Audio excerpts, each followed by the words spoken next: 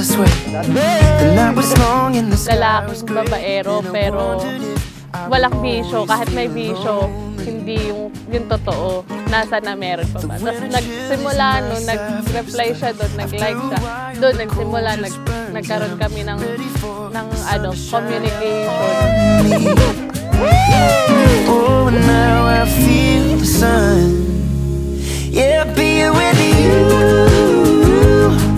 One kiss of your lips and you're making my whole world bloom. I'm feeling brand new in the light of the moon. Oh, we're dancing all night to a favorite Timberlake tune. I can't stop this feeling. I'm falling for you.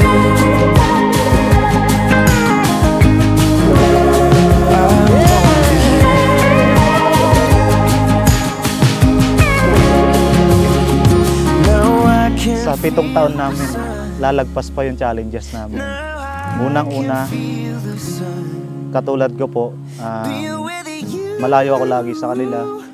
Yung bang time ko, hindi ko na ibibigay yung full time na yung pagmamahal. Pero yung pagmamahal nandyan eh. Pero yun nga, pinapakita ko na lang sa kanya na yung pagmamahal ko is tapat and para sa kanya lang talaga yun. Oh, we're dancing all night to a favorite Timberlake tune. I can't stop this, I can't stop this. Yeah, being with you. One kiss of your lips and you're making my whole world bloom. I'm feeling brand new in the light of the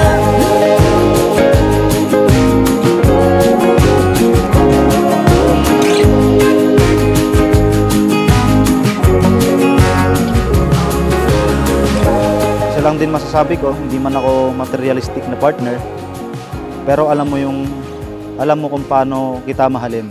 Alam mo yun sa sarili mo kasi yun lagi yung pinaparamdam ko sa iyo eh. And nagpapasalamat din ako sa iyo sa lahat ng sacrifices mo sa pamilya natin, lalong-lalo na kay Maria. Kahit busy tayo parehas, hindi natin nakakasama yung anak natin, andyan pa rin tayo sa isa't isa. Yung suporta mo is 100%, talo mo pa ako eh. See you mamaya sa simbahan din. Kasi na yung pangarap natin, ito na. Oh, giliw, binabaliw ako. Nagsimula lang sa tawagan ng friend, sumunod sa love, sa daddy, mommy. Ngayon, may matatawag na tayong tunay na asawa. Simula ngayon, pinapangako ko sa'yo na ikaw at bubuin nating pamilya ay aking pangangalagaan. Ikaw lang ang mamahalin. Nagpapasalamat ako sa Panginoon dahil sa kabila ng mga problema at pagsubok na dumating sa atin, tayong dalawa hindi pinaghiwalay. Bagkus pinagtibay pa niya tayo at ngayon nandito na tayo sa point na mag-iisa na tayo.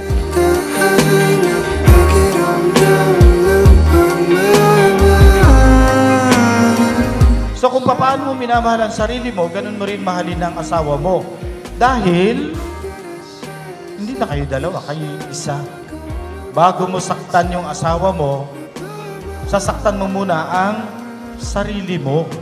Kung lahat ng mga mag-asawa tinatandaan to, wala nang manloloko.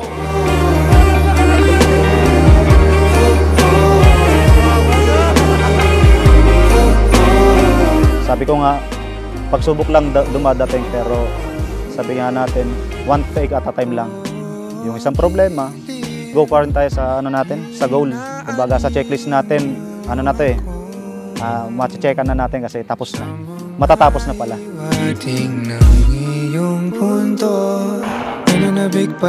Sa lahat ng pag-unawa at pag-intindi niya sa ugali. Madalas din kasi na hindi kami nagkakaintindihan gawa ng malayo nga siya. May hindi din kami pinagkakasunduan na mga bagay na ayaw niya. Sana wag siya magbabago. Yun lang yung message ko sa kanya. Sana wag siya magbabago. Sana habaan pa na yung pasensya na sa akin.